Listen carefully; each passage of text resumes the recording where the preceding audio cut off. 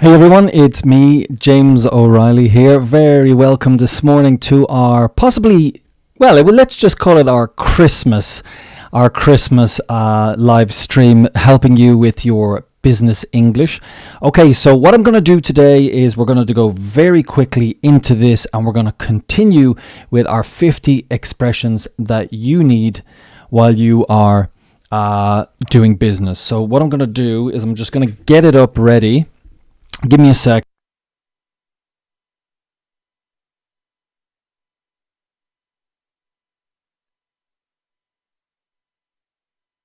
I'm opening the phone here because I had it on something else. So we're going to jump in, and this was from Lingua Marina, and we started doing our list yesterday, and I'm going to be writing on the screen these expressions that you need that will help you in the coming year and for many years to come, because they're very popular business expressions.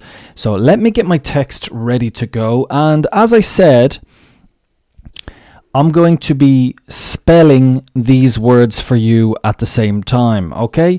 So it's quite useful to remember, and perhaps it's a tip for you as well in English to spell in your mind, or even out loud when you're talking. So my name would be James, and that way you can get into you can get used to it. Basically, it sounds pretty.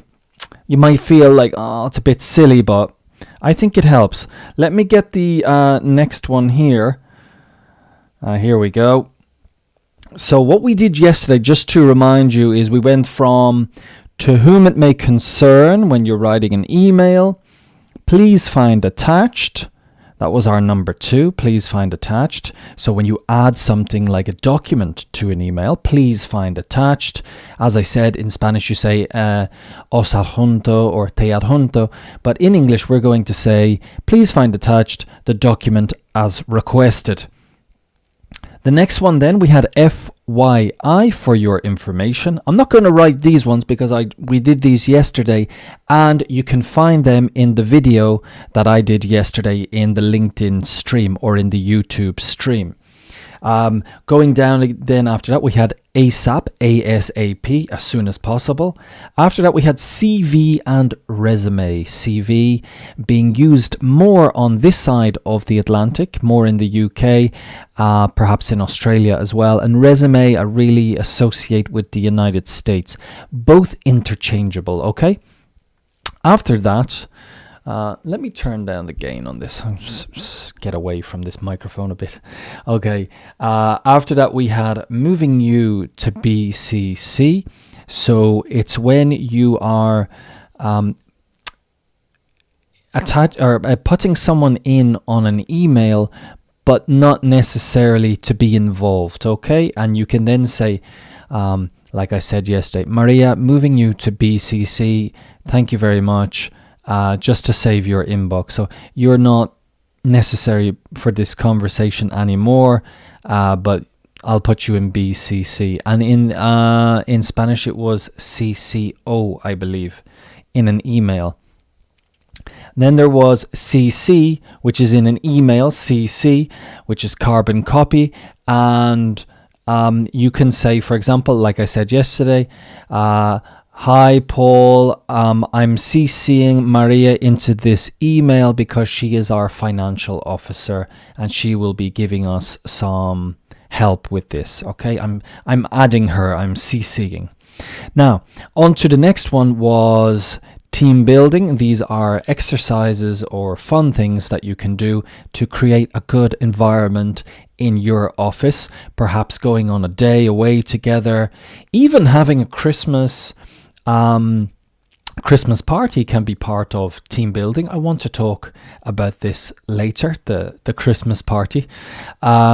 Cooperation is can be confused with collaboration. Collaboration is working with a different company or a person or a business, working with them, and cooperating is listening and doing what you are told. Let's take 2 examples. Collaboration, 2 musical artists coming together to make a song, and then cooperation is the police telling you to what to do. Okay, do what we tell you.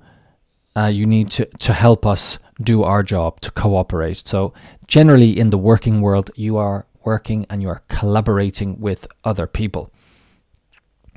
Start from scratch. Remember, all of these are with the writing in yesterday's. Okay, start from scratch was to start from the very beginning. 9 to 5 is the typical working hours. Between those hours, 9 o'clock in the morning to 5 o'clock in the early evening. If I remember, I'm going to talk to you about this difference, okay? Again, between morning, afternoon, evening, night, okay? After that, we had set deadlines and meet deadlines. The deadline is the time or the day, let's say the day, that you need to have something finished. So if you set a deadline, it's like setting your alarm. I'm going to put this for the 1st of June. Now I will set the deadline that I will get to my next level in English. Okay, I'm going to have a B2 level of English by the 1st of June. Now, to meet the deadline, I need to have reached that. I need to do it. So I need to reach B2 before that date or on that date. That's to meet a deadline. After that, now these are the ones that we have, and we didn't. Those were our final ones yesterday, and I'm going to write now on the screen for you guys the next one. And the next one is, if I can find it. All right. Okay. The next one is TOGIVETHEGREENLIGHT.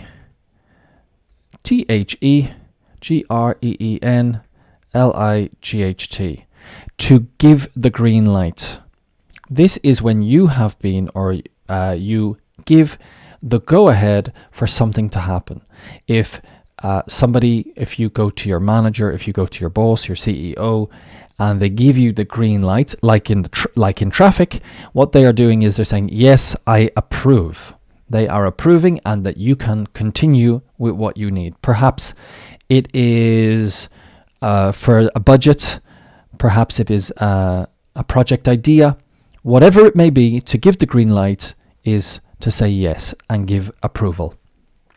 So it's easy to remember because it's very like the traffic lights that we have, okay, when we're driving.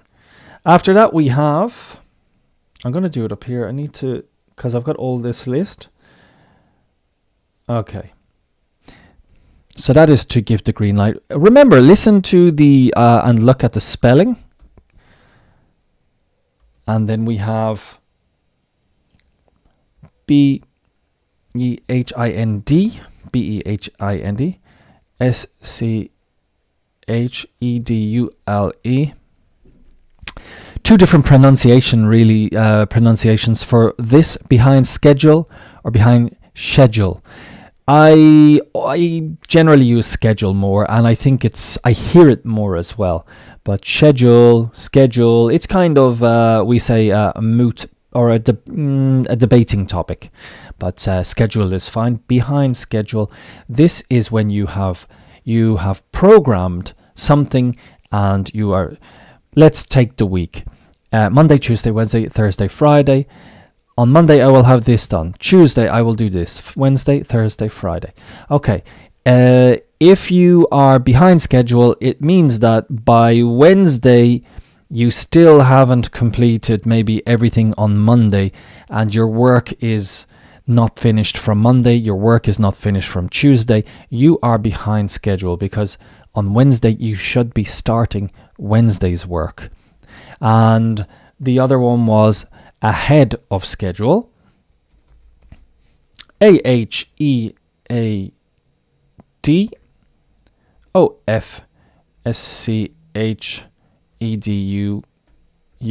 Ahead of schedule is the opposite, that you are ahead of your work, and on Wednesday you are already starting to do the work of Thursday or Friday, for example. So ahead of schedule, we're thinking really of projects, behind schedule and ahead of schedule in a plan, in a project. Very normal, very used, and very useful. Better to be ahead of schedule. But then sometimes if you're ahead of schedule, you might be thinking, did I miss something? Did we forget something? You have to be careful there. Okay, so nobody wants to be behind schedule. What you want to be is on schedule. Elevator pitch is the next one. Elevator pitch. ELEVATOR PITCH. Right, so an elevator pitch, let's just tell you what a pitch is. A pitch is generally when you're in baseball and you throw the ball, you pitch the ball. Okay, so you're throwing the ball at somebody to hit the ball. And an elevator pitch is when you are doing this in a very, you can imagine in an elevator, you have a short amount of time when you meet someone.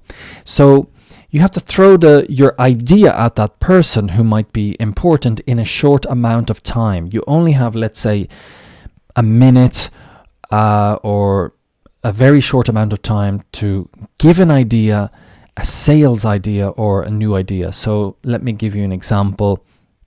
I'm a salesperson and I meet somebody and I don't have a lot of time, and they say, okay, well, tell me quickly. Say, well, look, I am an English business and I provide classes on a one-to-one basis with also groups involved at a very competitive price, and we will do all the work for you. We will do all the paperwork, and there's nothing you need to worry about, blah, blah, blah. So I'm trying to say everything in a very short amount of time to give my pitch, and in the shortest amount of time. So that's kind of a way I can explain that. So any idea that you have in a short amount of time is an elevator pitch, because as I said, when you go up in an elevator and you meet the person, you only have probably 20 seconds. Elevator pitch. Next is to catch up. TOCATCHUP. To catch up.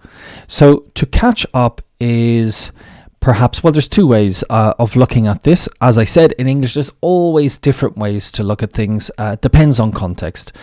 In this context, it could be to catch up with someone is to meet up with someone and find out what they have been doing recently. So if someone's working on their end of the project and you're working on your end of the project, let's meet on Friday to catch up and share the work that we have been doing. To catch up is kind of to meet. I use it quite often.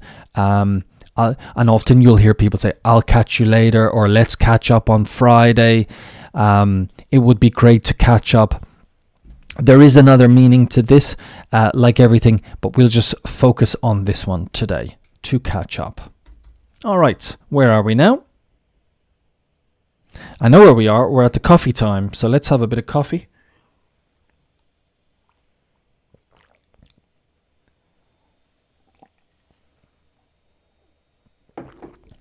Right, this is a great one. Is the next one. So is to sign off on something.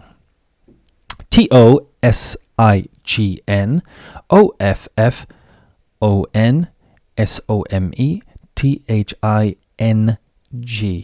This is where a person gives their formal approval for something. So often you can agree something with another team or with another business or with a client. You can agree something and then it's a verbal agreement. And you say to them, okay, everything looks great, but what I'm going to do is I'm just going to bring these to my manager so she can sign off on them. She can approve them. It's like giving the green light, and to sign off is more the signature or an email or even a verbal yes can be enough sometimes to sign off on something. So often we'll say, okay, I just need to get my manager to sign off on this, and then we can go ahead to sign off on something. Okay.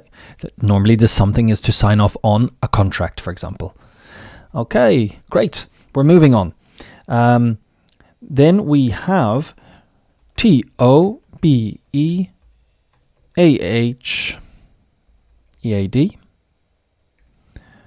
OFTHECURVE,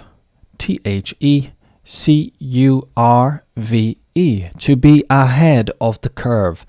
So to be ahead of the curve is to plan well ahead as a business and to be ready for any unforeseen problems that may happen.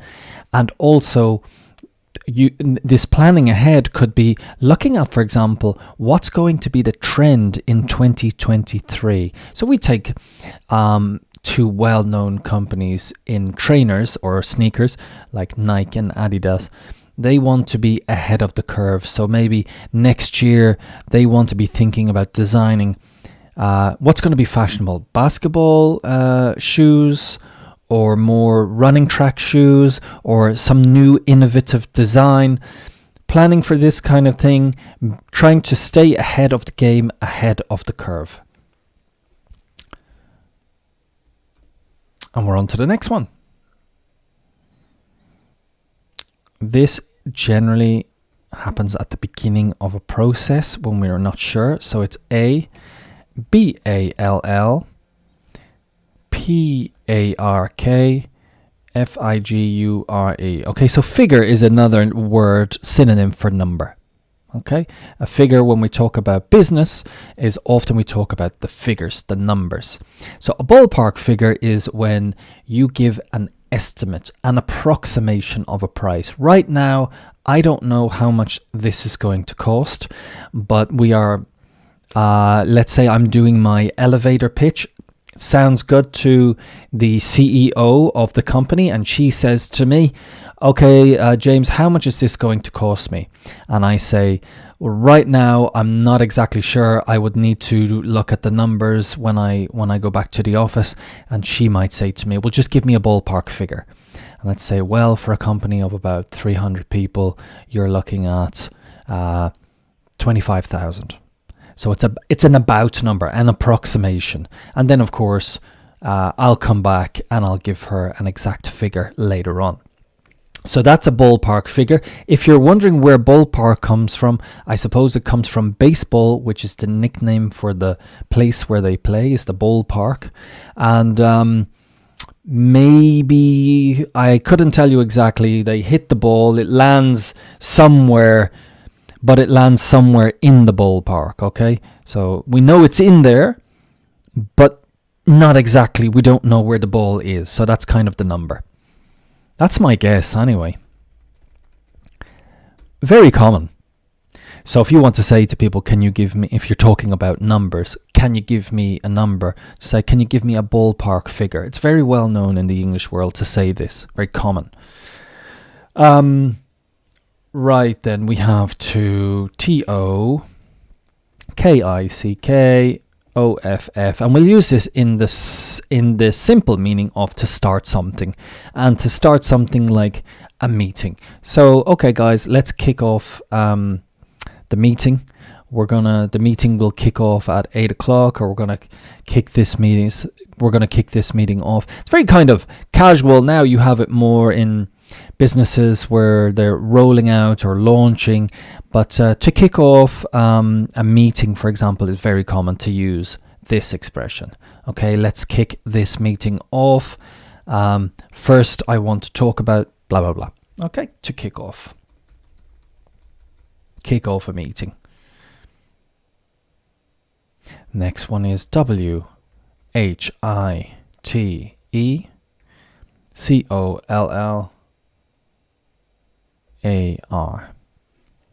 So white collar. White collar is somebody who generally works for a big international or big company. A person who is like me at the moment. This is my collar. And generally, when you think about people going to work in a company. They're wearing a shirt, perhaps it's white. It's kind of traditional color for going to work, a white collar. University educated, let's say. This type of person, we refer to these people, they're the people in the companies, in the offices, I would say.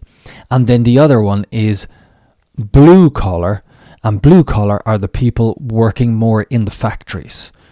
Okay, that's kind of the way mentally I would make the distinction. The people, generally white collar is at a higher level. And also we have this idea of white collar, crime, for example, white collar crime, which if we're looking at, for example, what's in the news right now is FTX, SBF, Sam Bankman-Fried. This would be considered white collar crime. It's done with computers. It's done at a CEO level. He's robbed a lot of money from people. He's stolen, well, apparently. And this would be considered white collar crime. It's been done in a kind of business, in a business context. Super duper. Where are we?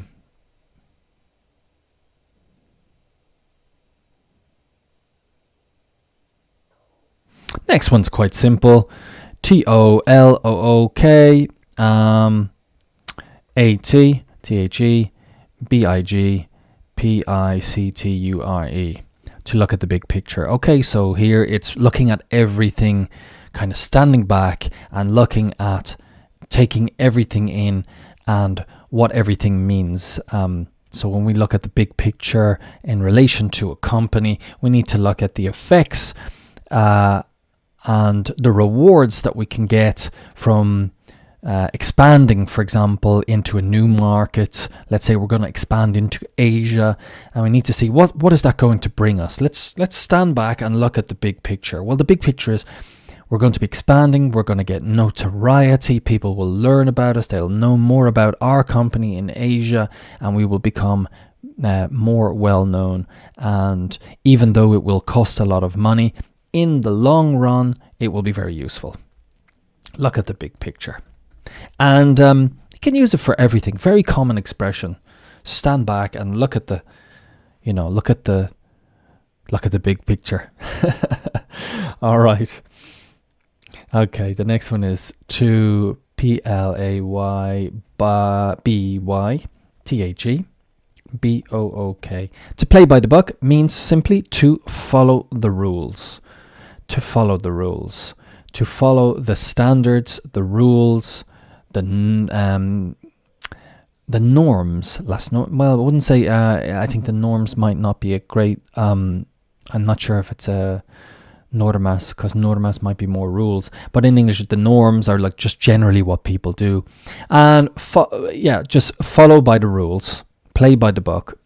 Okay, don't do anything illegal, because if you do, that could be a white collar crime.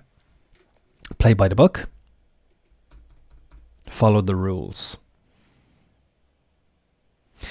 We saw this recently. CALLITADAY.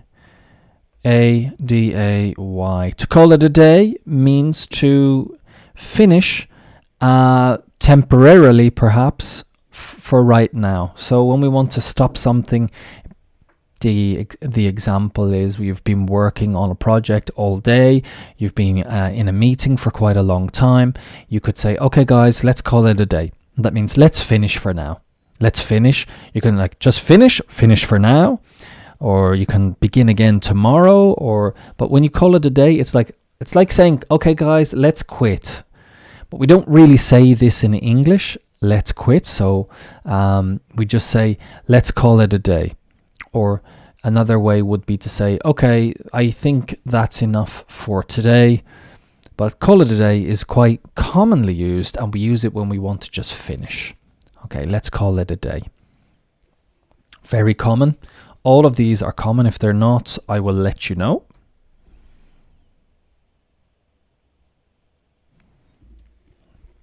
And just to let you know that we're working with LK Formation, LK Formation, lkformation.com.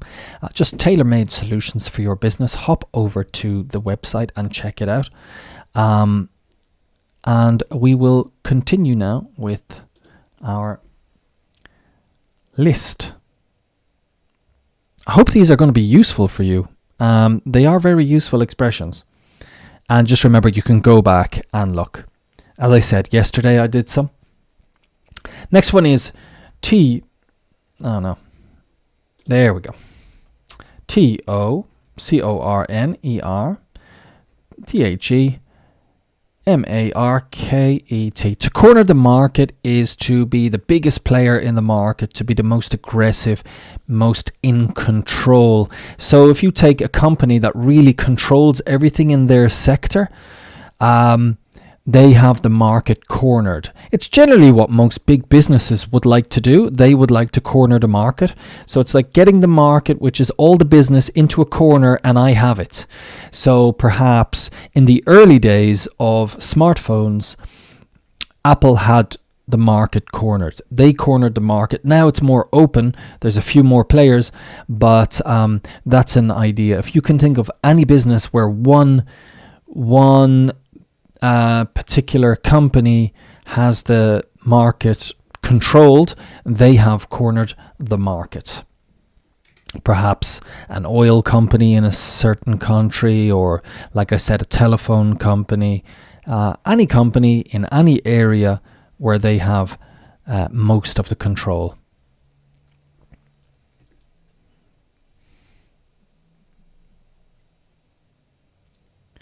Next is nice little expression, this one, GETINTHE GROUNDFLOOR.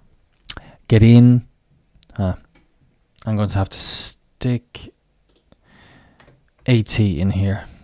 Get in at the ground floor. So if we're talking about, it's kind of a metaphor really.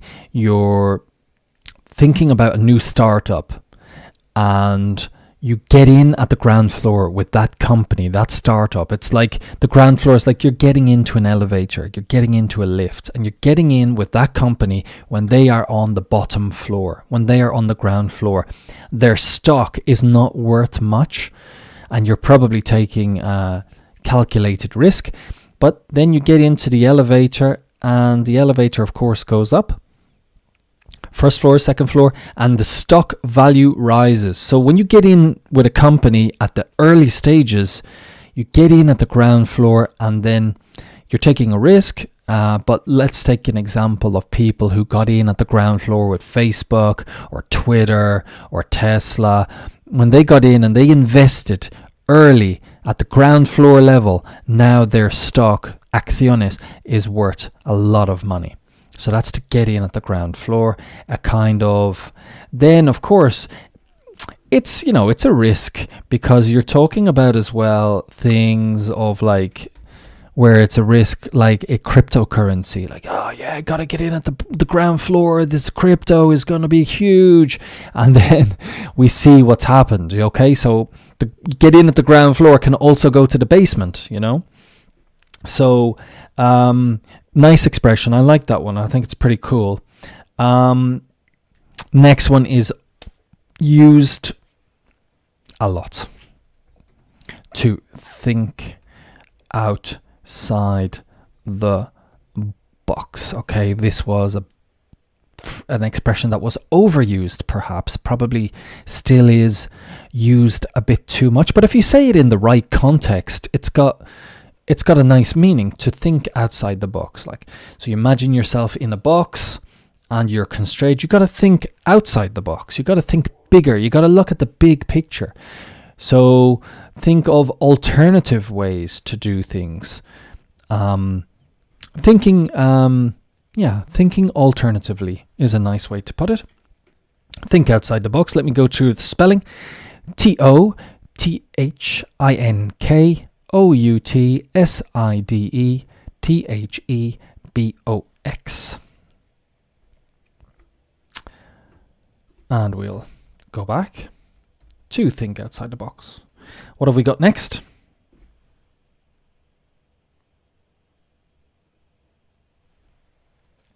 TOUCHBASE. To touch base. Okay, that is to get back and get in contact with your colleagues, for example, whoever you are working with. Get in contact with them to touch base. It's again a baseball expression. The bases are the white things that you run from one, and it's just to get back in and let people know what's going on, get in contact with people that you are working with. So touch base, get in contact with people you are working it. If I'm not sure if it's here, no it's not, but to reach out to someone is a bit less like you know the person less. To touch base is more someone you know. And the one I'll put here is to reach out, REACHOUT.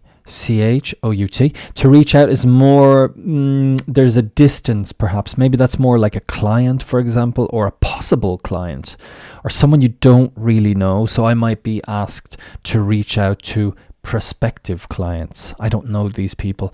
And to touch base is, let's say, a client you do know. Okay, so that's to reach out. That wasn't on the list, but it goes well together. Next, we have,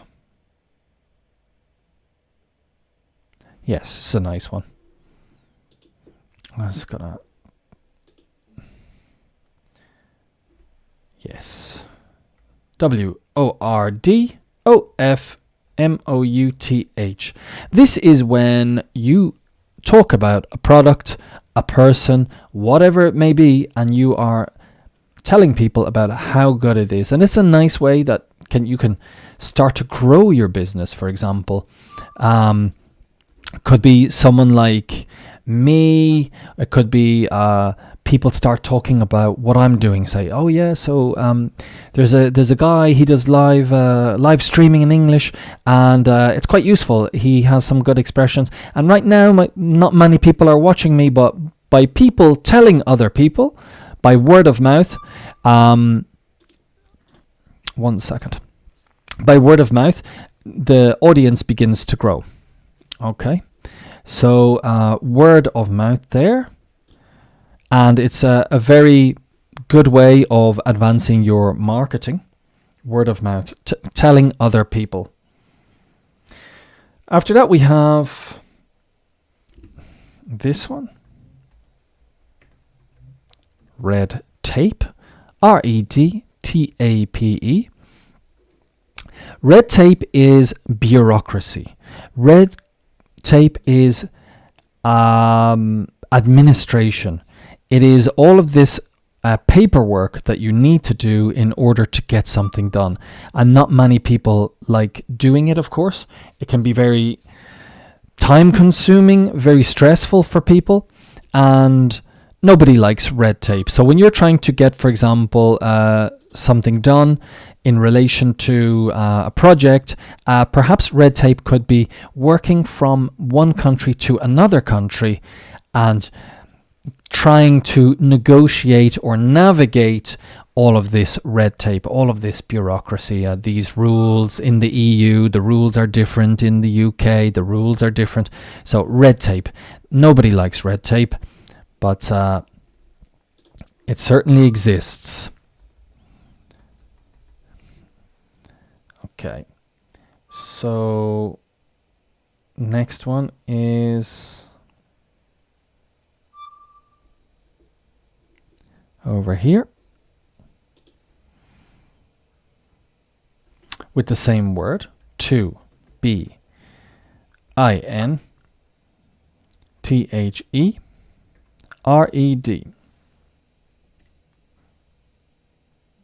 To be in the red is when we talk about our finances, when we talk about our money for a company. To be in the red is when you are not doing very well, let's say. So it's when the company is in debt. The numbers, when you look at the accounts and you look at the bottom number, generally when that number is in red, it's not good. It means that the company is in debt. In D-E-B-T. The translation here, sorry, the pronunciation is debt. The B is in fact silent. So to be in the red is to be in debt. What you want really is to be in the black. In the black is when your figures, when you look at the sheet of paper on the screen, it is in black. Normally you might think in green, but actually in black. Black is good, and that's what you want. You want those numbers for your company in black. To be in the black. Be in the red is bad. Next one is my, H-A-N-D-S-A-R-E-T-I-E-D. My hands are tied. This means I'm unable to, I don't have the authority to be able to do anything more. I'm not able. Maybe there is red tape stopping me. Maybe a manager is stopping me. Maybe rules are stopping me. Maybe time is stopping me. Something is stopping me. My hands are tied. I'm unable to do any more, or I'm unable to, for example, if somebody asks me, can you give me a better price? I need to have this at a lower price so I can get my manager to sign off and say, well, my hands are tied. I'm unable to do that. It's not in my I don't have the authority to do that. My hands are tied. So when you are unable for some reason, whatever's stopping you, it's tying your hands. So if you're unable to do something, say, my hands are tied. Okay. We had to be in the red. We have to be in the black. What about this one? To get A-F-O-O-T-I-N-T-H-E-D-O-O-R. To get a foot in the door. Okay, so what you need to do is you need to think about this visually. When you think about a salesperson, we used to say salesman, but we're making these more in English for a long time now. We're making all of these things with man at the end more neutral, okay?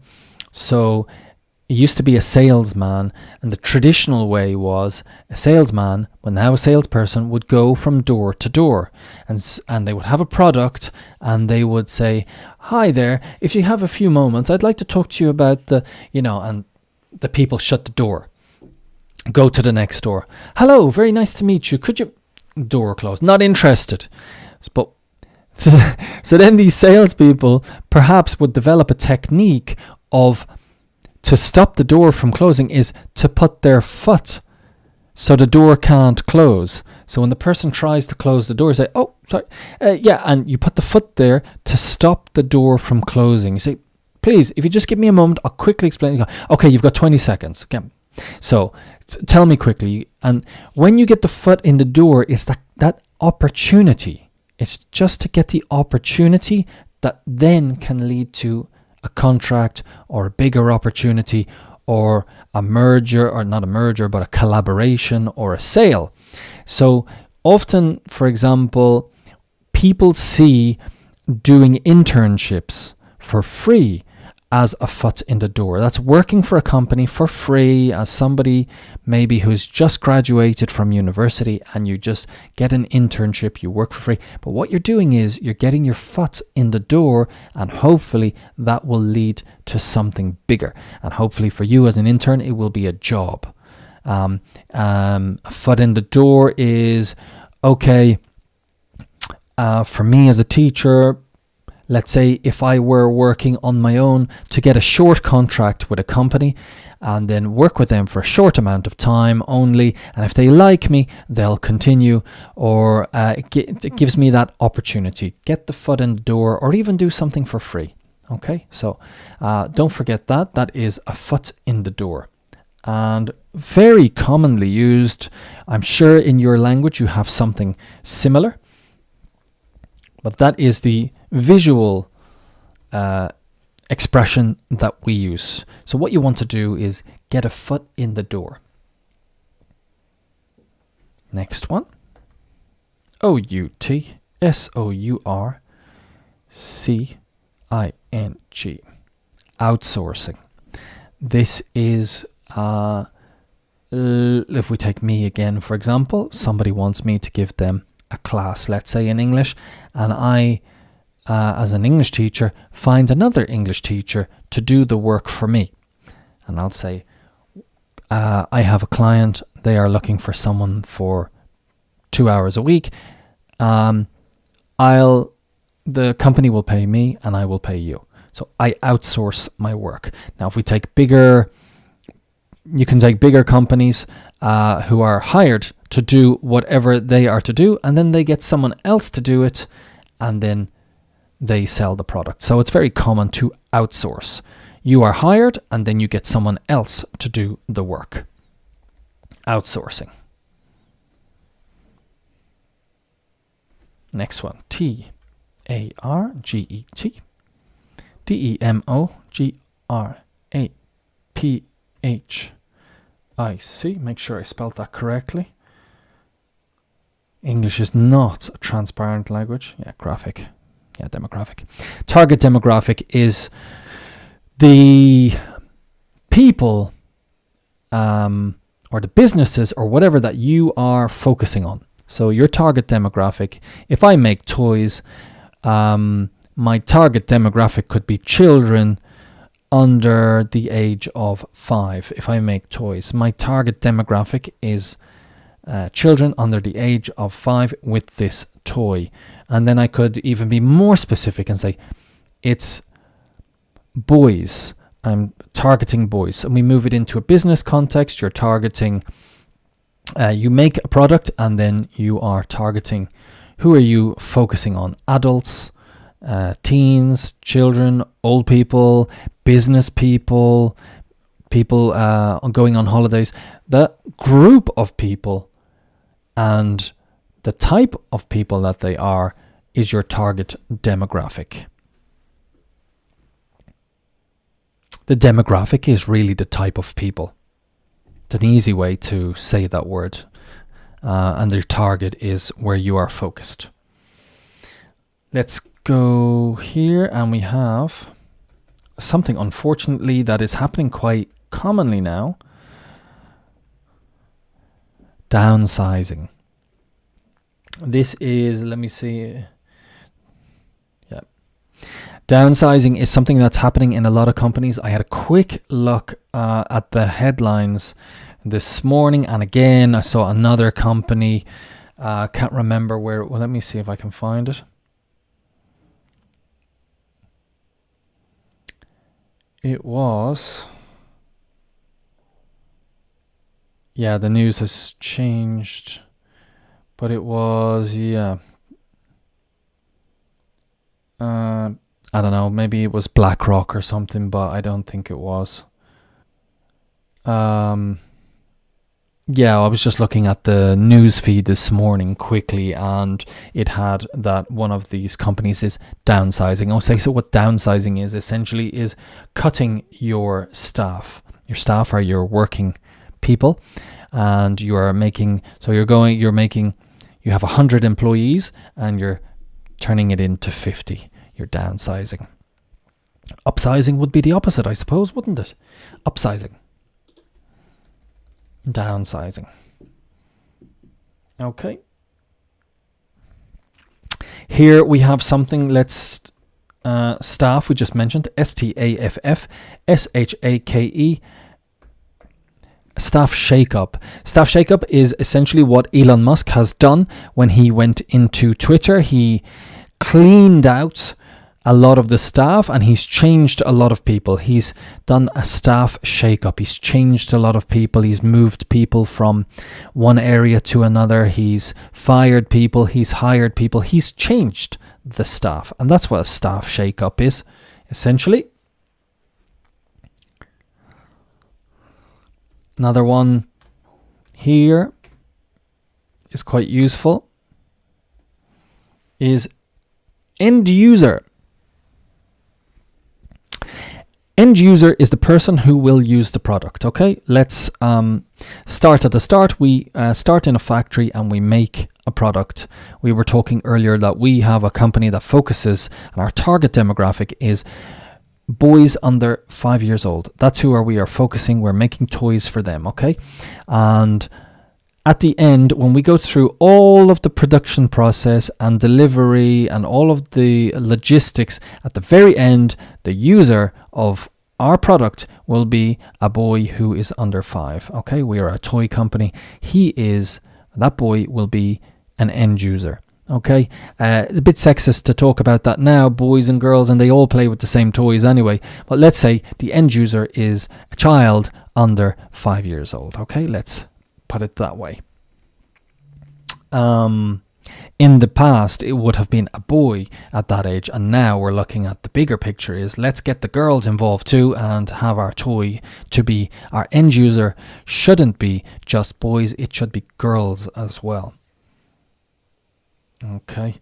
One thing I did notice though, even at a young age, I was teaching younger children when I was in Istanbul, and even at a very young age, I did notice that the one thing especially I wasn't ready for, because I suppose that the thinking was boys and girls the same nowadays, but I did notice that when I was in Istanbul, the girls, even at a very young age, when I was giving paper, they all wanted the pink paper. It was crazy. So kind of this stereotype of boys like blue, girls like pink.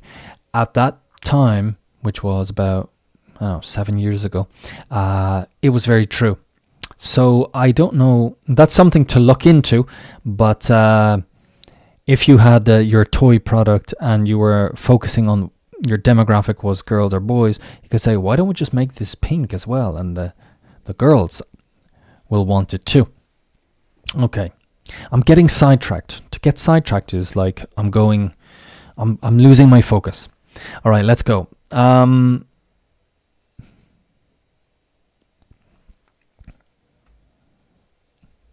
Okay, return on investment, so also ROI. So this is your the money you put in, and then how much money you put in is how much you will invest, and then the money that you get at the end is your return on investment. So what you're really hoping for is a good return on your investment. If you invest 1 million, you're hoping to get 1,500,000 or 2 million or 3 million. That's your ROI, your return on investment.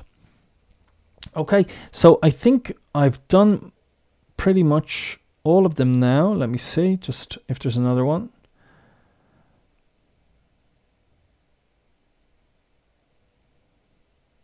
Okay, yep, that's it. I hope they've been useful for you. You can go through the video quite quickly to get to those.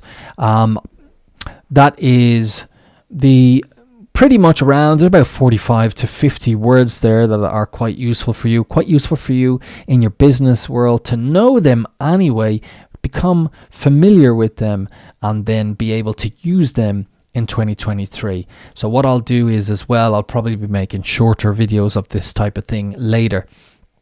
I'm going to leave it at that for today, and I might be back next week, but it's the Christmas holidays, so I will be on holiday, and I'm looking forward to spending time with some friends and family. I hope you guys will too. I definitely will see you in the new year in 2023. I hope you have a fantastic Christmas and a wonderful 2023.